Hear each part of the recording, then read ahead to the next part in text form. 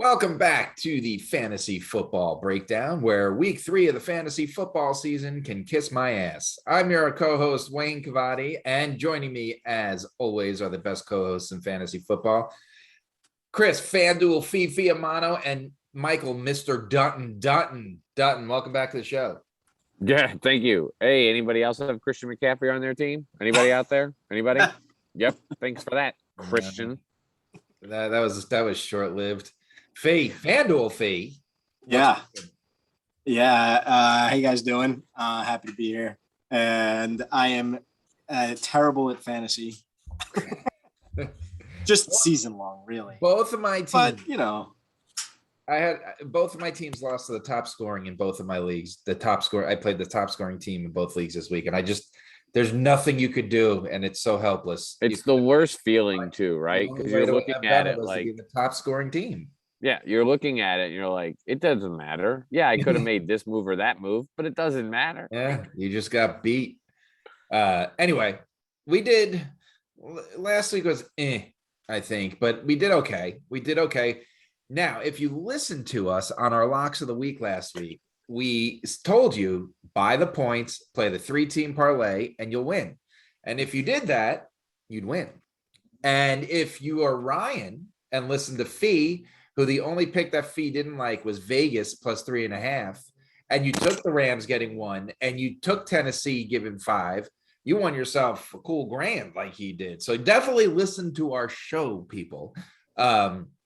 Fee was right. I said the lock of the week was Vegas. They were favored by 3.5 and they won by 3. But like we said, if you did the teaser, you win. Dutton picked the Rams over the Bucks and Fee picked Tennessee over Indianapolis. So we did have a good week. That was our first really strong week of the year, especially if you took the teaser, like we said. But that brings us to the week 4 locks of the week. Fee, we'll start with you. All right. So this is going to be an ugly pick, but I'm going with the Giants plus 7.5 against the Saints. And the Giants are really bad and the Saints look pretty decent. So I bet you're wondering why. It's just that the Giants getting 7.5. I feel like, 7's a key number. So if you're going to get the touchdown and a half, I think I got to take it. I feel like the Giants can keep it close. The Saints don't have a good defense. Oh, actually, they do have a decent defense, but I don't know. I feel like Daniel Jones will be able to throw the ball on them. And the Giants defense isn't as bad as they seem. So I don't know. I think it's going to be a closer game than people think. Are the Giants throwing the season? The way they've lost the last 2 games. There's too much talent there. The way they lost the last 2 games, and I don't feel like Joe Judge is that inept of a head coach. I don't think so either. I don't think it's the coaching problem. I really honestly, it's the offensive line. It's both of the lines. Sorry. It's the defensive line and the offensive line. Right. You get no pressure. You're not gonna, the quarterbacks you have given all day to throw the ball. It doesn't matter who it is, they're gonna pick you apart. Okay. And then on the offensive side of the ball, if you don't give Daniel Jones any time, it's impossible for him to do anything. Yeah. And so those are their 2 biggest problems, and they're massive problems. It's the 2 worst problems to have as a team. No, I'm dead serious. Those are the 2 worst Here's problems the question. You could have, and they have both. Here's the question I have for you, oh fair friend of ours who's also a Giants fan. Are the Giants Who throwing? will be? Say it. I know. I'm just trying to make sure I say this right. Who is going to be the first New York team to get a win? Is it going to be the Giants or the Jets? Here's the thing. Here, let me chip in real quick. The Jets can't do anything but lose. To me, it feels like the Giants are actually trying to lose. So if that's what's going to happen, the Jets are going to luck themselves into a win, and the Giants are just going to be pitiful and blow it at the end every week, which is why I think a 7.5 spread is right, because they'll lose by a field goal or something. Wow. Yeah. Listen, I don't really know what to say. Done. Let's move on to you. I'm taking the Vikings plus 2.5 against the Browns. just think this game is close. I mean, Vegas thinks it's close, and I agree. And don't be surprised if the Vikings win. Yeah, I mean, the Vikings offense, as much as this show bags on Kirk Cousins, I mean, he's a fantasy quarterback. he delivers. He delivers week in and week out. He's And good the for Vikings fantasy. lose, There's and no he doubt. wins. Yeah, right. It's crazy. I don't get it, but Adam Thielen, Kirk Cousins, I don't think the Browns can. I think the Browns win, but I think it's close. I think the Vikings getting the 2.5, right? I think it's, lock in the Vikings. That's my pick. And I'll round it out. We're all taking dogs this week. Again, like I mentioned last week, I don't like large spreads. And to me, a large spread is anything over a touchdown. So giving 7.5 points, I would never take. I also don't like conference matchups. So I saw the Panthers getting 5 points against Dallas. I do think Dallas wins this one. I think it's by a field goal. I think the Panthers are much better than I'm not going to use the word much better. I think the Panthers are better than the Eagles. So I think they'll keep it closer on the Cowboys. The Panthers defense looked pretty solid so far, and I know Zeke had the 2 touchdowns, but it was still a very pedestrian game for Zeke standards if you take away the 2 touchdowns. And the Panthers have been really good against the run. So I think the Panthers getting 5 points is my lock of the week. I'm open to talking about all of these. I think I'm leaning more towards the Vikings, but Fee, what do you think? So I happen to agree with both of you this week, as opposed to the last week, for both of your picks, but I am all in on the Panthers. Plus the 5. I could lock it. It's a letdown game. All right? in. I was going Cowboys. to take them, and I saw you had already done it, so I wanted to pick something else. Like it. All right. Yeah, lock in the Panthers. But here's my question for you, oh, sir, who does not like large spreads. Will the Bills cover this week? 16.5. Is it 16.5? 16.5. Likely. Yeah. I wouldn't take the Texans, and I wouldn't take the Bills, put it that way. You would absolutely think they for sure should. They should. But this is a stay away game for me, unless you're teasing it or money lining it or something. I don't know. Yeah, if you you could also tease it up to see- like 20, or like 19.5, whatever. Yeah. Did you also see I meant teasing it the other way. that the line on the Patriots Bucks game moved an entire point after the Bucks lost on Sunday? Oh wow. It went from 3.5 to 4, or 4.5 to 5.5, I think. I would absolutely take Brady and Tampa, even minus the points in this one. Yeah. Yeah. I would. I don't know. And here, really quick interlude there, Sir Wayne, host of ours. For those listeners, What's with all the out there, sirs? Were you knighted earlier today? I'm having a good time. Did you see that if you have YouTube TV, you might not get to watch the Bucks Patriots game on Sunday night? Why is that? Yeah, why? Because their contract is up with NBC Universal on Thursday, and they have. I received an email today. This is not a plug. We are not plugging, but I received an email today from YouTube TV basically telling me we're going to lower your rate by $10, but you should pay $4.99 a month for Peacock if you want to watch live football, because we're not going to buckle. Like, we are fighting NBC Universal because there's they want to charge YouTube TV more. I don't know. It's this whole thing, but it's hysterical to me. Buy the Peacock. That's funny. Yeah. Here's your $10 back. Buy Peacock and pay $5 for Peacock so you can watch the Bucks Patriots. And of course, I'm going to have to do it because I'm watching the game. So, Anyway, there you go. That's crazy. But that's on NBC, so I could watch it. Okay. Right, there you go. That's all that matters here, Dunton, is that I can watch it. Now, moving on to Fanduel Fee. It wasn't a great Fanduel week, even though it should have been. And a large part of that were the Giants and the Falcons were complete letdowns. That game should have been 42-35. I don't care who would have won, but you invested heavily in that. Stafford and Woods. We're going to talk about Woods when we get to the weekly lineups, but that should have been a good one. You hit enough on Stafford that I still think that was a decent enough play. I mean, if you went Cup, then Stafford Cup would have killed it for you. Yeah. So it was the right game. Just the wrong guy, wrong receiver, wrong bottom half. Yeah, and you were right on Clyde's Edward-Helaire and Gordon being value plays this week. Now, what do you have for us this week on your FanDuel fees stocks of the week? Week.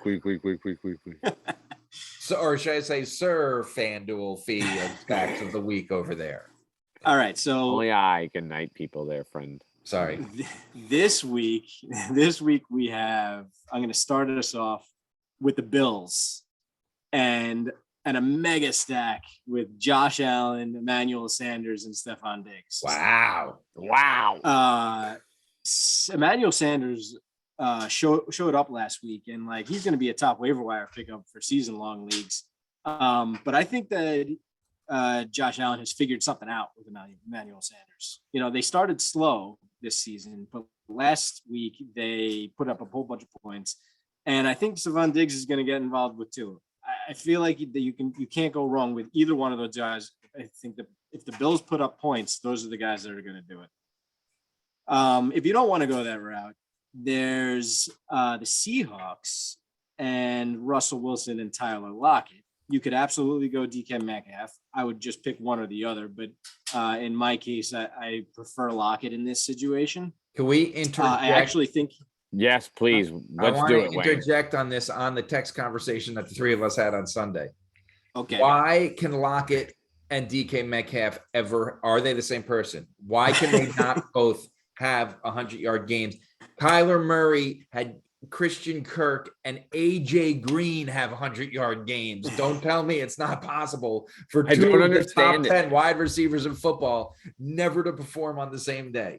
I don't get it. I don't get it. Like it should literally be, is Lockett is he open? Okay, no. Is he open? Yes. Like that's what it should be. Why? First of all, DK Metcalf is always open. I don't believe it. The guy is 9'8" and runs like a .040. Okay, like that guy's always open. Why can he? I love Russell Wilson, but can he not? Does he have one play and that's it? Can he not read a field? It's just so weird to me that we're just 3 years in and they both can't have a big day. Yeah, he can't support both players putting up stats and points at the same time. I don't know that they play very fast, so they don't they don't have a lot of plays, and then they run the ball often with Carson, and they always keep games close, and so they're going to run the ball more often, right? Yeah, and so he just can't support two receivers in the same game, and so you really just got to pick one and get lucky. Yeah, so I'm going with Lockett this week. Back to you with Russ. So a third one that I have that, is definitely kind of a questionable, sleeper type of pick, but I like the Sam Darnold to Terrace Marshall. It's got to be Carolina. Cheap.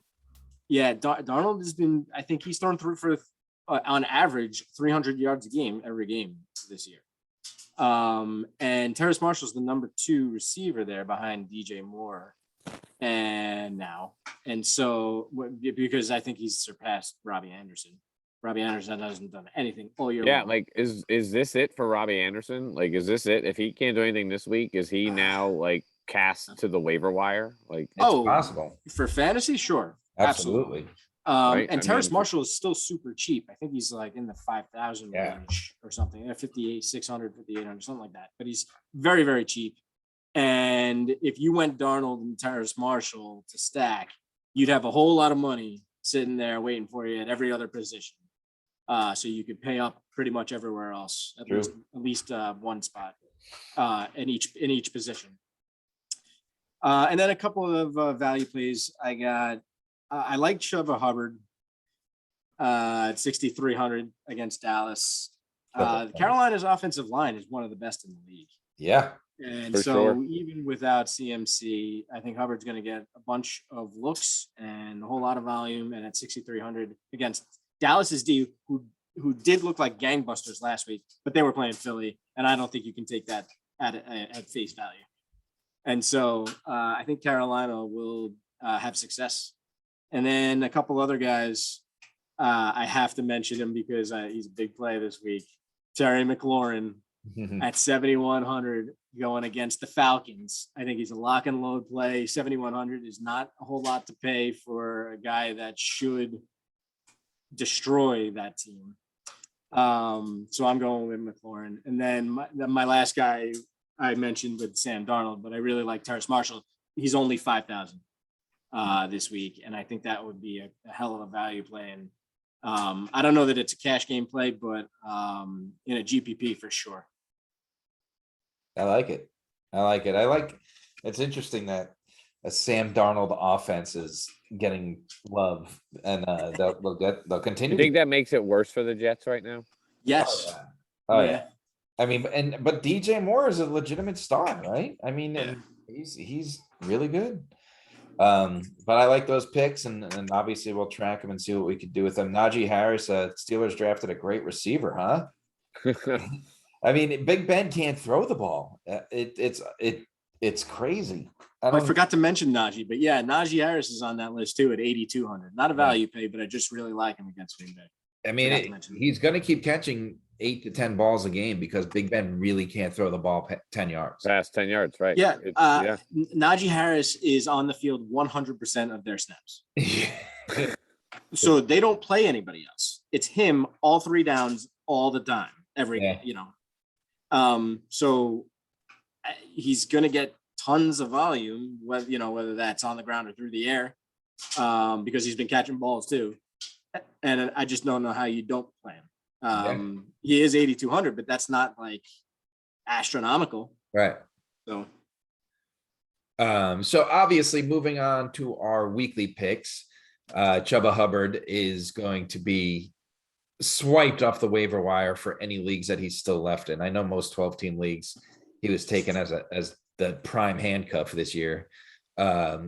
I think Terrace Marshall will also be on the waiver wire. I think we'll start to see him go.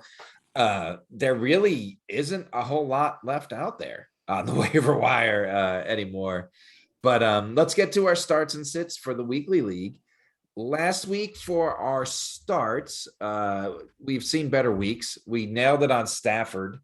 Tyson Williams did not come through at all. And I believe you had him on FanDuel stacks as well, Fee, as a value play.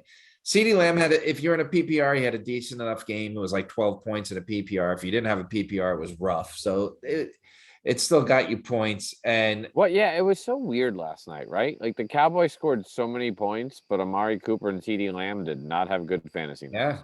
No. There's a lot of Ezekiel Elliott. Yeah, a lot of Zeke and a lot of tight ends.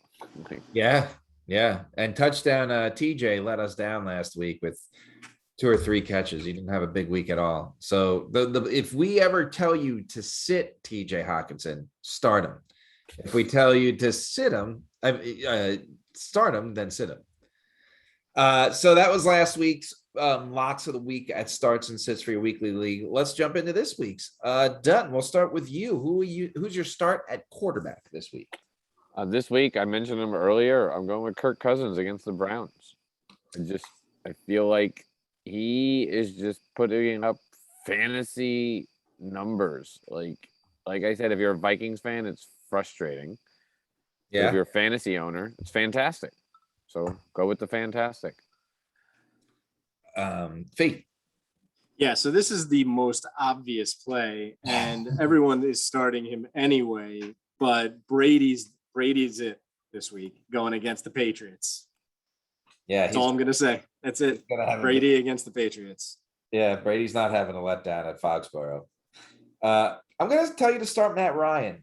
I kind of feel like I took a little reaches this week, but I did last week with Danny Dimes too, and it burned me. But I think Matt Ryan, the Washington football team, has allowed the most quarterback points this year, so that's going to be helpful. And Fia, you mentioned it that I think Mclaurin and those guys are going to have big games against the Falcons, which is going to put him in a shootout. And we saw when Matt Ryan's in a shootout, he's still Matt Ryan. Against the Bucs, he had 300 yards and 3 touchdowns. Or 2 touchdowns and one the wrong way. But I still think in a shootout, which is what I expect this game to be, it's Matt Ryan. So Matt Ryan, Kirk Cousins, Tom Brady. I'm good with picking Brady, to be honest with you. But Yeah, let's go with Brady. I like all three of these. So we'll lock in TB12 as our pick of the week. Yes, TB12 pick of the week. All or right. lock of the week. Running backs. Fee. I got Antonio Gibson this week going against Atlanta. I know I said McKissick at some point last week, but I really like Antonio Gibson. Washington should be ahead in this game, in my opinion, I think. And even if it's close, I feel like they are going to run the ball more often than pass. And Antonio Gibson should be, obviously the main beneficiary of that. I'm going to tell you Jonathan Taylor. Now, it's funny I say this because I asked Dunton and you the question on Sunday, and I want to explain it. Jonathan Taylor, the Colts are playing the Dolphins. The Dolphins haven't been very good against the run. If Jonathan Taylor does not succeed this week and is a good start, I think we have to start talking bust. I think it might be early. Bust? What do you think, Dunton? I mean, it's coming close. I think this week Jonathan Taylor's on a list of a lot of people, right? Yeah. Who are approaching bust status, right? I mean, I own one of them in the great running back from the Las Vegas Raiders who just sits on the sideline. Thank you, Josh Jacobs. That was a 4th round pick. We're talking about a 1st round pick. Yeah, that's true. That's true. Yeah, I mean, I think, yeah. And I don't disagree with you. Jacobs is a bust. Yeah. But right. Yeah, but I mean, yeah, no, I think Jonathan Taylor is at the top of the list for a lot of people. He's up there. I mean, Dolphins have allowed the 2nd most fantasy points, the 2nd most rushing touchdowns. Yeah, Peyton Barber looked amazing last week against them. Exactly. So if Peyton Barber can get it done and Jonathan Taylor can't, I think, and I'm not talking about for his career, it's his 2nd year, but I'm talking about the sophomore slump is a real thing that we see sometimes. Right. And I think 5 weeks in, or 4 weeks in, by the time week 5 rolls around, we're having this conversation. I think we have to consider it. So wait, did we get everyone? That was everyone. No, you didn't give me. Sorry. I had Joe Mixon against the Jags. I just think the Jags are not very good against the run. I think the Bengals are a solid team that's going to try to establish the run early and try to show everybody that the win against the Steelers wasn't just a fluke. I think the Bengals are a solid team this year, and I think they need to go out and show that on Thursday night for those that can watch it. I'm good with Gibson or Taylor, and I don't think you're wrong on Mixon, but I just will never pick him as a start. Got it. Yeah. Okay. What do you guys think? I like Mixon. I'm not so much. I don't know how I feel about Jonathan Taylor. I think here's the deal. If we say Jonathan Taylor and he doesn't perform, then he is a bust, right? So do we put our eggs in that basket of this is Jonathan Taylor's boom or bust week? I say no. Right. So then let's go with Gibson versus the Falcons. Go with Mixon. If there's 2 for Mixon, we can go with Mixon. So we'll I'll go with Gibson though. I'm fine with Gibson. Gibson works. All right, let's go Gibson. I think Wayne should break the tie here.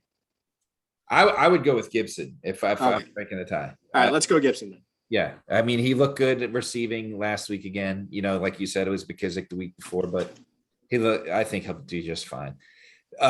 Moving to wide receivers, we're going to start with Dunton because Dunton has my sleeper wide receiver pick for the 2021 season, and he's looking really good so far. So Dunton, who you got?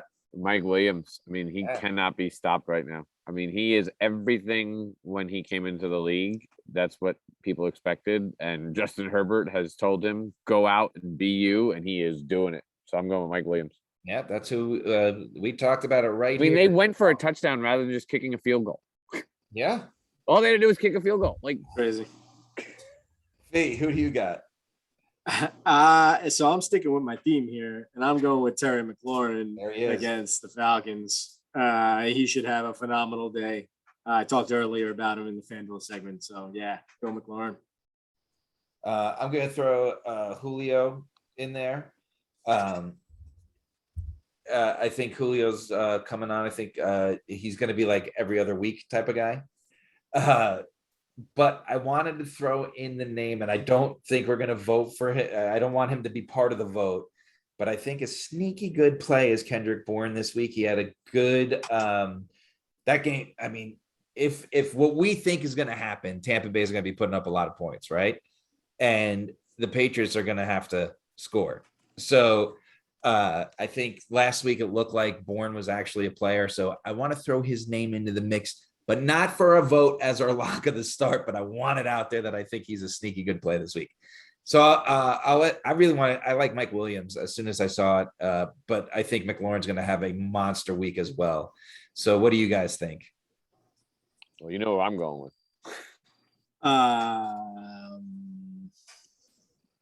I really like Mike Williams. But I mean, I love Mclaurin obviously too. Here's the thing. Mike Williams is Monday night. Raiders just coming off an overtime game. Yeah. I think the Chargers are better than the Falcons.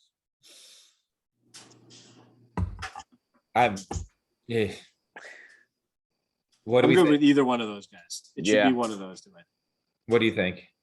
Go with McLaurin. I feel like for the show, we got to go with McLaurin, right? Right. We've talked about him enough. Here's the thing. And the more I'm thinking about this, the more I think we should go with Mike Williams. But I'll go with McLaurin. We can. You vote Mike Williams? I like McLaurin too. McLaurin is our lock of the week. We really like Williams. Right. I really like Julio against. Right. Do it. Lock it in. Oh, I like Julio just because Brown's out anyway. I mean, right? I mean, yeah, that's true. AJ Brown they're playing the Jets, so like, right. I do like all those picks. I'm good with. We'll lock in McLaurin, but we're very high on all our picks this week. Tight end, I'm going to talk about him because he was one of our favorites. Logan Thomas, we were very high on him in our preseason tight end rankings, about 5 spots in the rest of the nation. We had him up there at number 3 or 4 at some point. And the Falcons haven't been very good against the tight end, and Logan Thomas is what you call a good tight end. So they got you a touchdown. He even scored a garbage touchdown last week. It was great. It was perfect. Yeah. Fee. Yeah, I also love Logan Thomas, but I'm going to go with Noah Fant this week. That was my other pick. I like it. So KJ Hamler is out for the season. Mm-hmm. Jerry Jeudy is out. Okay. They don't really have, so Tim Patrick can kind of fill in for Jeudy along with Cortland Sutton on the outside. But with Hamler being out, they lose a big time slot guy. And that should really open up the field for Noah Fant. And they're going to have to throw the ball. So I'm in on Teddy Bridgewater finding Noah Fant. And the Ravens defense can't stop a tight end to save their life. They're the worst. There you go. Defense against the tight end. Dunton. Going with Darren Waller against the Chargers. Their defense is solid, but they're giving up almost 12 points a game to tight ends. And we all know Darren Waller is a solid tight end. So I'm going Darren Waller. I'm good with any of these. I'm gonna always lean towards Logan Thomas because that we have a lot of respect for him on this show. But I mean, all 3 are good. I'm willing to go. Logan Thomas has been pretty solid every week. So is Waller. I'm willing to go Noah Fant as our lock of the week because he's someone kind of different. And then we locked in all of Fiamano's locks. So do it. Is that true? Yes. I think a lot of pressure, Fee. A lot of pressure. Yeah, no kidding. I think all those tight ends performed very well. Man, I better get out of the funk this week if that's what we're doing. Yeah. I want to change all my picks now. No, just kidding. Moving on to the sits of the week. We did better on the sits of the week. Jameis Winston was our sit at quarterback. I mean, he had the 2 touchdowns, but he only threw for like 150 yards again, so he's not getting you mega crazy points, especially in a 4 touchdown league for quarterback. Deandre Swift had a good game last week. He was our sit of the week at running back, so he burned us, but Amari Cooper did not. And Jonnu Smith, I don't know that we could call him a bust, but he's certainly not living up to the contract of the preseason hype. And we told you to sit him, and that seemed to work. So let's turn to our weekly lineup sits of the week, and we'll go to quarterback. And Fee, we'll start with you. I am sitting Daniel Jones. I know I feel like that's probably an obvious pick against the Saints. But I mean, the only thing that his saving grace is him running the ball, right? So yeah, he ran for like a ton of yards last week. So it's going to be interesting to see what they do on offense this week and if they give him a chance to run the ball. So I'm sitting Daniel Jones against probably a decent Saints defense. Yeah, Dutton, go ahead. I'm sitting Jalen Hurts. I think I texted you both last night at some point during the game and said this is exactly who I think Jalen Hurts is as a quarterback. And I think today is the beginning of a rough week for Jalen Hurts in the Philadelphia sports world. And I wish him the best of luck next week, but I don't have confidence in him. I am going to go Derek Carr. I mean, the dude's been on fire, right? He's throwing for like 380 yards a game or 390 yards a game average. And with like multiple touchdown passes in each game. But I think the Chargers defense is good. A quarterback really hasn't had a day against them yet. I think this is going to be a great matchup. I don't know that means that the Raiders lose, but I think Derek Carr kind of has a human day this week. And I would imagine people are starting a guy that's literally thrown for 390 yards or 2 touchdowns a week, 3 weeks. Right. So I would say he's a sit. That's a gutsy sit, but I might agree with you on that play. I mean, he's hot. He's red hot, like think about. I mean, that's not something Peyton Manning did with the Denver Broncos. 400 yards, 4 straight games. Manning was doing crazy stuff that season. Who are the Eagles playing? Eagles are playing the Chiefs. Ooh, the Chiefs. I could sit Jones. I could sit Jones. I'll sit Jones every day. This is how we're starting this, huh? Yeah.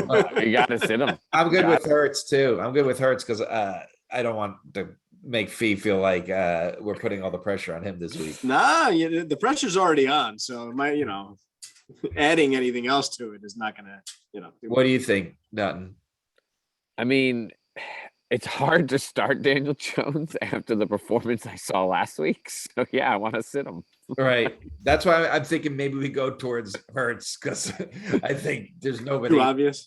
I don't think anybody can start Daniel Jones right now. So I agree with you that he should be the sit of the week.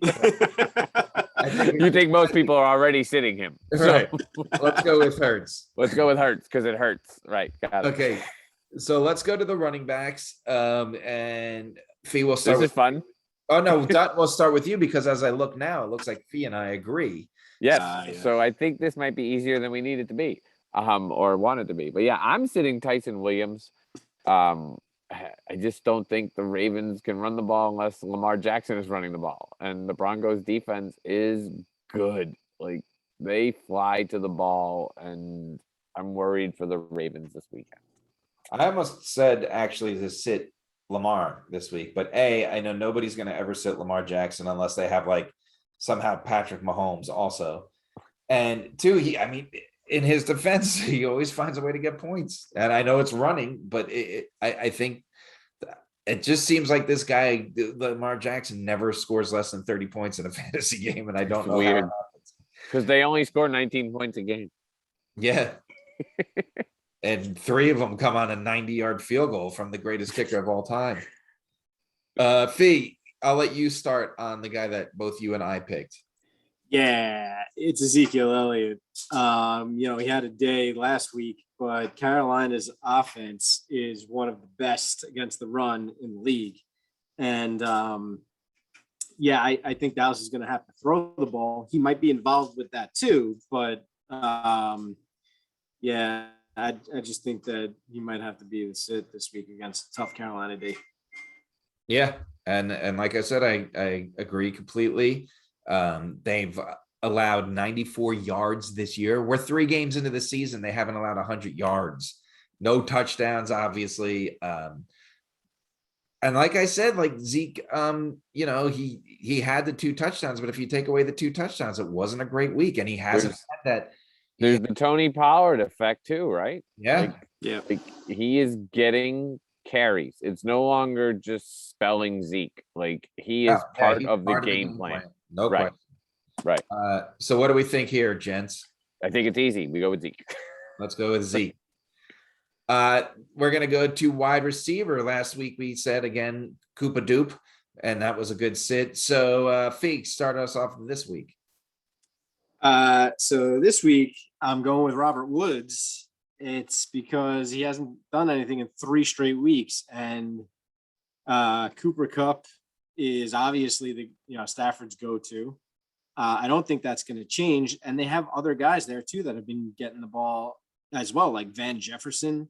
Yeah. And now Deshaun Jackson is taking the top off. Deshaun Jackson, right? And they Stafford's not afraid to throw that ball deep, and Deshaun Jackson has been open. The guy has been just outrunning people, which is crazy because he's like 65 years old or something. But he's getting it done, and so I think until you see something different out of that offense, I think Robert Woods has got to be a sit. I agree. It's crazy. I thought he would have such a huge year.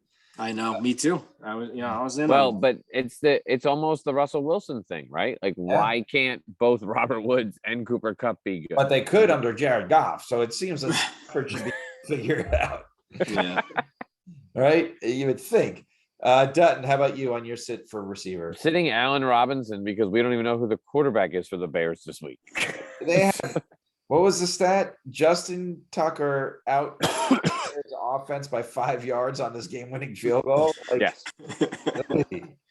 Yeah. Can we talk about for a second how Justin Tucker kicked a 66-yard field goal to win the game? We should have a show dedicated to Justin Tucker, right? I mean, that's insane. The better thing is that like an hour and a half before that was a 67-yard field goal attempt that was run back for a touchdown. Yeah. Right.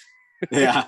But there's some crazy stat. I wish I knew what it was. Were we talking about it that Justin Tucker has never missed a game-winning field goal from 40 yards or more? Right. Yes. That's unbelievable. That's insane. That's like not heard of. Like, I'll take everything back. If you want to draft Justin Tucker in like the 11th or 12th round, that dude, he's worth it. He's a game-changing kicker. 100%. I don't think there's ever been a kicker that I felt that you should draft highly, and Justin Tucker is it. I mean, he's going to get you 10 points a game on bonus field goals, right? And especially with that offense that clearly gets close enough to kick field goals but not score touchdowns. Right. Yep. Yeah, this could be the best year he's ever had. What position were we on? Oh, wide receiver to you. I'm going to say Brandon Cooks against the Bills. He's been pretty reliable so far for fantasy owners. I don't think this is the week. The Bills have a very good fantasy pass defense. I don't think this is a good. I don't know if the Bills may be the first team to shut out 2 teams in a 3-week span that we've seen in 85 Bears, right? Like it's I don't know. Every time I underestimate the Texans, they do well, but I just don't see it this time. I think this week is not the week to say the Texans have a chance. Right. Or that Brandon Cooks has a chance. Right. Anyway, what do we think here for the universal sit? I'm gonna go with Robert Woods. Yeah. I think because look, let's put it out there. Like there's a lot of people who drafted Robert Woods expecting him to have a big year. We talked about Robert Woods having a big year. I am definitely one of them. Right. All right. Yeah. So let's do that. And that takes us to tight end. Who are we throwing in at tight end this week?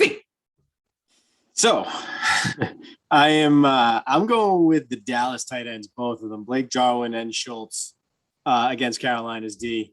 I know they had really good games, or Schultz did anyway, last week, where Dallas, put up however many points they put up. And he was a big part of that, but I think you probably should not overreact to that. And especially against Carolina this week, you should probably sit both any Dallas tight end. Yeah. Dutton? I'm sitting Gronk I know Gronk is coming home as well, and it's a big homecoming in New England. He's banged up. The Bucks proved last week that they can still play with tight ends without Gronk. Yeah. Cameron Brate, right? OJ Howard came back, looked good. Yep. So I think we've talked about it. The Bucks have a lot of weapons. There's a lot of weapons with the Bucks. I mean, Antonio Brown's now on COVID protocol, right? Or is he back out of it? I don't know. They're still working on that.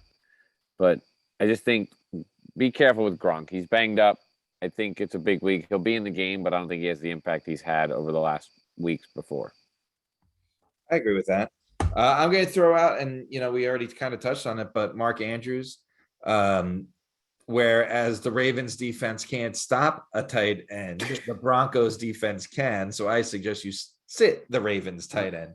The Broncos are tough up the middle, and he's going to have a long day. And Andrews hasn't done much all year. He had that. I know it's only been 3 games, but I know he had a big game. Was it? Yeah, when you said last week to start him against Detroit, because you would start anybody against Detroit. So he had a good game against Detroit. That's not a really good place to judge it. I'll give you that. So who do we think is our sit? I'm good with Andrews. I think the Broncos defense is legit this year. I really do. They look really good. They look really good. Yeah. I know that it was against the Jets, but even before the Jets game, they look good. I agree. I'm good with Andrews. I mean, it's my pick. So yeah, I'm good. I'm good with Andrews. All right, let's lock it in. We didn't pick every single one of mine. No, there you go. Just the majority. The one tight end. Just the majority. So, gentlemen, anything else to add before we wrap up our week 4 starts, sits, locks, stacks? Christian McCaffrey injury is huge. I mean, I said it earlier. You're going to have to start playing around it. And it's one of those injuries that's going to be annoying, right? Yep. Like, it's 3 weeks for sure. And then it's questionable at practice. And, he sat this week, but he might play. It's a game time decision. Great. It's week 9, and I'm still dealing with the same hamstring injury. Thank you, Christian McCaffrey. Yeah. And Madison, he had a good week last week, too. I mean, I don't think he's on a waiver wire anywhere anymore, especially. But we're talking about Chuba Hubbard and Alexander Madison possibly having big weeks this week if both those lead guys are out, and we're in week 4. We talked about it. We did all off season that there is no way a running back's making it through this 17-game season without missing time, and we're already seeing a bunch of it. So I agree that McCaffrey injury is going to be one that you have to watch. Fee, anything from you? Nope. I think we said it all. I don't call you the best color man in the game for nothing there, Monty. All right, guys. Hopefully we win you some money. We win you some fantasy games, and we'll be right back here next week with more starts and sits and fantasy football advice. Thanks for tuning in.